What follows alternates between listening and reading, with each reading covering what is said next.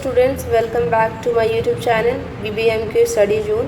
तो कल हम सबका SEC का पेपर है सेमेस्टर 3 का, तो उसके लिए मैं कुछ इंपॉर्टेंट टॉपिक्स लेकर आई हूँ बिकॉज मेरा पेपर आज था और मैं देकर आई हूँ एग्ज़ाम। तो मैंने एनालिसिस किया है कि कैसे क्वेश्चंस आते हैं। तो पहला हमारा सबसे मोस्ट इम्पॉर्टेंट टॉपिक है फंडामेंटल राइट्स, जो कि मेनली उससे 1-2 क्वेश्चन तो पक्के आएंगे, 2 से 3 भी आ सकते हैं बिकॉज ये मोस्ट इम्पॉर्टेंट टॉपिक है। तो मैंने इसे शॉर्ट ब्रीफ में समझाने की कोशिश की है। तो हमारा है पहला बात फंडामेंटल राइट्स, जो कि हमारे कॉन्स्टिट्यूशन में पार्ट 3 में है। कौन से पार्ट में इंक्लूडेड है? पार्ट 3। और ये आर्टिकल 14 से लेके आर्टिकल 32 तक है, आर्टिकल 14 टू आर्टिकल 32। फिर हमारे पास 6 फंडामेंटल राइट्स है। कितने फंडामेंटल राइट्स है? 6। पहला है आर्टिकल 14 से लेकर 18 तक, और इसमें आर्टिकल 14 से 18 तक इसे कहते हैं राइट टू इक्वालिटी। पहला है राइट टू इक्वालिटी, और इसमें इम्पॉर्टेंट आर्टिकल अगर देखें तो एग्ज़ाम के पर्सपेक्टिव से, तो इसमें आर्टिकल 17 जो कि रिलेटेड टू अनटचेबिलिटी है, मतलब अनटचेबिलिटी के एबॉलिशमेंट के लिए है। ये प्रिवेंट करता है अनटचेबिलिटी के लिए। और राइट टू इक्वालिटी से आज क्वेश्चन भी आया था। राइट टू इक्वालिटी के बारे में अगर हम लिखना चाहें तो ये इक्वालिटी इस्टेब्लिश करने के लिए मेनली ये राइट दिया गया है that every person is equal in the eyes of law and protection should be given equally to each and every person. इसमें 2 कंसेप्ट आता है। पहला है इक्वल प्रोटेक्शन टू ऑल, और everyone is equal in the eyes of law. तो ये right to equality पे अगर क्वेश्चन आया तो हम इससे रिलेटेड लिख सकते हैं। फिर इसमें आर्टिकल 14 यही कहता है राइट टू इक्वालिटी में इक्वल प्रोटेक्शन ऑफ ऑल, और दूसरा है everyone is equal before the law.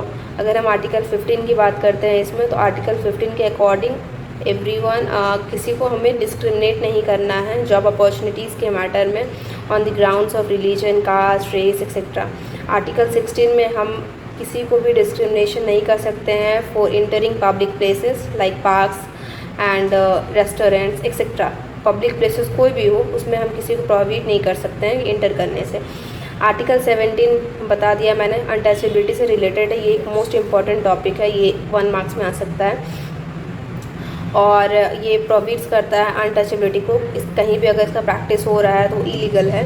Then article 18 titles को एबॉलिश करता है। अगर हम अपने नेम से पहले कोई टाइटल लगा रहे हैं तो वो हमें मना करता है, आर्टिकल 18। देन आते हैं हम 19 टू 22, हमारा राइट टू फ्रीडम है। पहला था राइट टू इक्वालिटी, देन दूसरा है right to freedom. Then article 19 to 22 जो कि रिलेटेड है राइट टू फ्रीडम से। इसमें मोस्ट इंपॉर्टेंट है आर्टिकल 21 जो कि है राइट टू लाइफ, और article 21A that is right to education. इसके बाद अगर हम देखें तो आर्टिकल 23 से लेकर 23 एंड 24 है राइट अगेंस्ट एक्सप्लॉयटेशन। अगर हमारा एक्सप्लॉयटेशन हो रहा है तो उसके खिलाफ भी हमें राइट दिए गए हैं। दैट इज़ आर्टिकल 23 इसमें मोस्ट इंपॉर्टेंट है because it prohibits human trafficking. Human trafficking से मतलब है ह्यूमन्स का दुर्व्यापार, तो ट्रैफिकिंग ये प्रोहिबिट्स करता है, मना करता है। Then article 24 prohibits child labour. अगर हम किसी चाइल्ड से लेबर करवा रहे हैं that is also restricted by this article 24। So ये था इसका इंपॉर्टेंस। 1 वर्ड में ये सब आ रहे हैं क्वेश्चन, तो आप चेक कर लेना एक बार। देन आर्टिकल 25 से 28 right to freedom of religion, मतलब हम लोग फ्री है कोई भी रिलीजन को प्रोफेस करने के लिए। That is 25 to 28। ये जो आर्टिकल्स है ये डील करता है इससे। देन आर्टिकल 29 एंड 30 ये है कल्चरल एंड एजुकेशनल राइट्स के ऊपर, और इसमें सबसे इम्पॉर्टेंट है हमारा आर्टिकल 29 जो कि है protection of minorities. Protection of minorities article 29 guarantee करता है। देन आर्टिकल 32 है right to constitutional remedies. Remedies से यही है कि अगर हमारे साथ कोई मानहानि हो रही है, हमारा कॉन्स्टिट्यूशन से हमारा राइट छीना जा रहा है, तो हम इस फंडामेंटल राइट को यूज़ कर सकते हैं। देन इसको soul of the Indian constitution भी कहा जाता है, और सोल ऑफ इंडियन कॉन्स्टिट्यूशन इसे BR अम्बेडकर ने कहा था बिकॉज इसके बिना जितने भी हमारे फंडामेंटल राइट्स है वो अधूरे हैं। तो गाइस हमने देखा कि हमारे पास 6 फंडामेंटल राइट्स हैं। पहला है article 14 to 18 right to equality, then article 19 to 22 right to freedom, then article 23 to 24 right against exploitation, article 25 to 28 right to freedom of religion, article 29 and 30 cultural and educational rights, और last article 32 right to constitutional remedies. तो ये हमारा पहला main topic है। Students, हमारा next important topic है emergency provisions के बारे में। तो पहला है आर्टिकल 352 जो कि डील करता है नेशनल इमरजेंसी से। इससे डील करता है नेशनल इमरजेंसी से बिकॉज ये आर्टिकल बहुत ज़्यादा इंपॉर्टेंट है। आज भी एक क्वेश्चन आया था, आर्टिकल 356 के ऊपर था, तो सुन लो। आर्टिकल 356 डील करता है स्टेट इमरजेंसी से। जब भी स्टेट मशीनरी फेल हो जाती है, स्टेट गवर्नमेंट फेल हो जाती है वर्क करने में, तो हमारा प्रेसिडेंट रूल वहाँ लग जाता है। क्या लगता है? प्रेसिडेंट रूल, और इसे हम कहते हैं स्टेट इमरजेंसी, और ये आता है आर्टिकल 356 के अंदर। देन है हमारा आर्टिकल 360 जो कि है फाइनेंशियल इमरजेंसी। जब भी हमारे कंट्री में आर्थिक इमरजेंसी क्राइसिस हो जाती है, आर्थिक क्राइसिस फाइनेंशियल जिसे कहते हैं, तो हमारा फाइनेंशियल इमरजेंसी लग जाता है, और ये आता है अंडर आर्टिकल 360। तो पहला article 352 national emergency, article 356 state emergency and article 360 financial emergency. और एक चीज़ याद रखना है, स्टेट इमरजेंसी के दौरान प्रेसिडेंट रूल लगती है, तो इसे 356 को प्रेसिडेंट रूल भी कह सकते हैं। थर्ड जो मेन टॉपिक है वो बेसिक वैल्यूज़ ऑफ कॉन्स्टिट्यूशन, और ये बेसिक वैल्यूज़ कहाँ लिखे हुए हैं? हमारे प्रीएम्बल में। तो मेनली जो सेक्युलर सोशलिस्ट जो वर्ड है, सेक्युलर और सोशलिस्ट, ये हमारे प्रीएम्बल में 42nd amendment act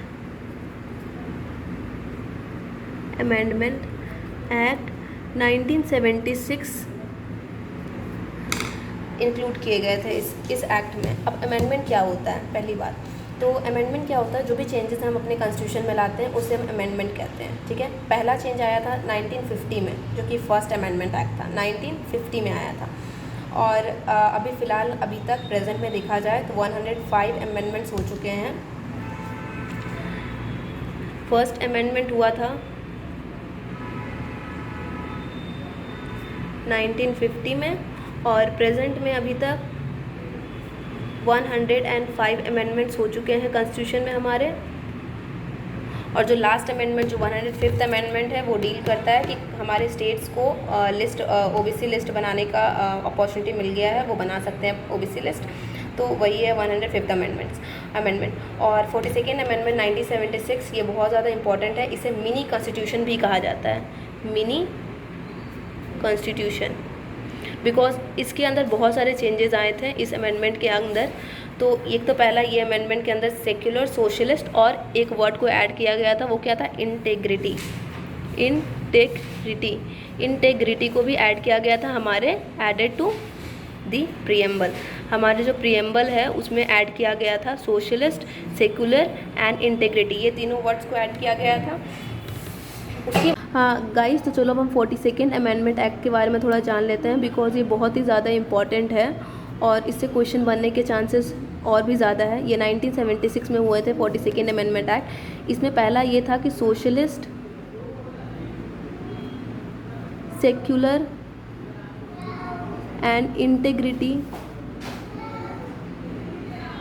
add words were added in preamble. इसमें क्या हुआ था? हमारे प्रीएम्बल में 3 वर्ड ऐड किए गए थे, that is socialist, secular and integrity. उसके बाद अगर हम दूसरा पॉइंट देखते हैं तो 42nd अमेंडमेंट एक्ट में क्या हुआ था कि हमारे जो फंडामेंटल ड्यूटीज़ है वो ऐड किए गए थे। Fundamental duties were also added. तो उस time only 10 fundamental duties were added. उस टाइम सिर्फ 10 ही ऐड किया गया था। बट अगर हम प्रेजेंट में देखते हैं, प्रेजेंट हमारे पास 11 फंडामेंटल ड्यूटीज़ है, 11 फंडामेंटल ड्यूटीज़ है। और जो लास्ट वाला जो हमारा 10 पहले ऐड किया गया था, और जो एक जो बचा लास्ट वाला फंडामेंटल ड्यूटी, वो 86th अमेंडमेंट एक्ट 2002 में ऐड किया गया हमारे कॉन्स्टिट्यूशन में।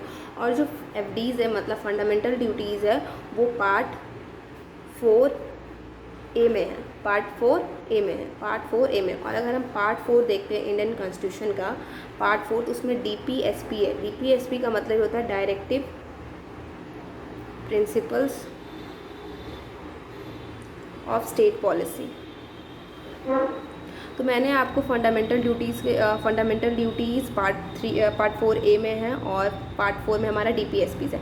तो मैंने आपको 42nd अमेंडमेंट एक्ट के बारे में सब कुछ बता दिया कि socially, secular, integrity word add किया गया था प्रीएम्बल में, फंडामेंटल ड्यूटीज़ भी ऐड किया गया था, 10 फंडामेंटल ड्यूटीज़ उस टाइम ऐड हुए थे। और प्रेजेंट में हमारे पास 11 फंडामेंटल ड्यूटीज़ है, और जो 11th वाला फंडामेंटल ड्यूटी है वो 86th अमेंडमेंट एक्ट 2002 में ऐड हुआ था, ठीक है, उसके चलते ऐड हुआ था हमारे इंडियन कॉन्स्टिट्यूशन में। तो ये हमारा 42nd अमेंडमेंट एक्ट 1976 का इम्पॉर्टेंस था। और दूसरा ये है कि it is also known as mini constitution. इसे हम लोग मिनी कॉन्स्टिट्यूशन भी बोलते हैं बिकॉज इसमें बहुत सारे चेंजेस आए थे कॉन्स्टिट्यूशन में इस टाइम में, इसलिए हम इसे मिनी कॉन्स्टिट्यूशन भी बोलते हैं। ये भी एक बहुत बड़ा इंपॉर्टेंट पॉइंट है मिनी कॉन्स्टिट्यूशन। देन ये हो गया। अब हम आते हैं बेसिक वैल्यूज़ ऑफ कॉन्स्टिट्यूशन। हमारे कॉन्स्टिट्यूशन का बेसिक वैल्यूज़ क्या है? पहला है सोवेंज। सोवेंज मीन्स होता है कि आप अपने सारे डिसीजंस लेने में अपने सेल्फ डिपेंडेंट हो, मतलब अपने किसी पर डिपेंडेंट नहीं हो, सेल्फ आप इंडिपेंडेंट हो, अपने डिसीजंस आप खुद ले सकते हो। और इंडिया ऐसा कंट्री है जो कि अपने डिसीजंस खुद लेता है, वो किसी पर डिपेंडेंट नहीं है किसी के डिसीजंस पर, इसलिए इंडिया इज़ सोवेंज। सेक्युलर मीन्स इंडिया का कोई ऑफिशियल स्टेट रिलीजन नहीं है, उसने किसी रिलीजन को स्टेट रिलीजन नहीं बनाया है, मतलब ऑफिशियली किसी को अनाउंस नहीं किया, but it relates to each and every religion. वो हर रिलीजन के डेवलपमेंट के लिए वर्क करता है, but there is no any official state religion. Secular का वही मीनिंग है, promotes all religion but do not have any state religion, official state religion. Socialist means जो भी एक का है, वो जो भी गवर्नमेंट का है वो सबका है, वो सब में बटेगा। Everything will get equal means equal allocation of resources among all. Democratic मतलब सब जानते हैं डेमोक्रेसी फॉलो होता है इंडिया में। देन रिपब्लिक का मतलब क्या होता है? रिपब्लिक मीन्स कि इंडिया का कोई एक हेड होगा जो कि पीपल के द्वारा इलेक्टेड होगा, और उस हेड को हम मेनली प्रेसिडेंट बोलते हैं, ठीक है। तो रिपब्लिक ये हो गया। तो बेसिक वैल्यूज यही है, सोवेंज, सेक्युलर, सोशलिस्ट, डेमोक्रेटिक और रिपब्लिक। स्टूडेंट्स हमने इंडियन पॉलिटी को तो देख लिया, इंडियन कॉन्स्टिट्यूशन के बारे में। अब हम आते हैं ह्यूमन राइट्स के क्वेश्चंस के ऊपर, बिकॉज मुझे जहाँ तक लगता है कि इन चारों क्वेश्चन में से 2 क्वेश्चन तो पक्का आने वाले हैं। तो concept, meaning and nature of human rights, most important question guys, जो चारों मैंने दिया है पक्का करके जाना, जरूर आएगा क्वेश्चन इस पर। एक तो क्या 4 में से 2 से 3 क्वेश्चन तो आएंगे ही। सेकेंड है universal declaration of human rights 1948, इसके बारे में लिखने। Positive human right and negative human rights, इसके बारे में या तो डिफ्रेंशिएट करने आएगा या डिस्क्राइब करने आएगा। Then national human rights commission, बहुत important national human rights commission, इसे भी कर लेना, और इसके इवोल्यूशन को भी कर लेना। जो भी इससे रिलेटेड टॉपिक है, इससे रिलेटेड जितने भी होंगे आप कर लेना। इसका concept, meaning and nature of human rights तो मैंने डाल दिया है एक वीडियो, आप उसमें देख सकते हैं मेरा पिछला वीडियो, बट ये सब के लिए तो मेरे पास टाइम उतना नहीं था, तो मैं नहीं डाल पाई हूँ। सो गाइज़, अगर आपको मेरा वीडियो अच्छा लगा हो so please like and subscribe my channel, and all the best of luck to you, luck नहीं बोलूँगी, all the best to you all for your tomorrow exam. Bye bye.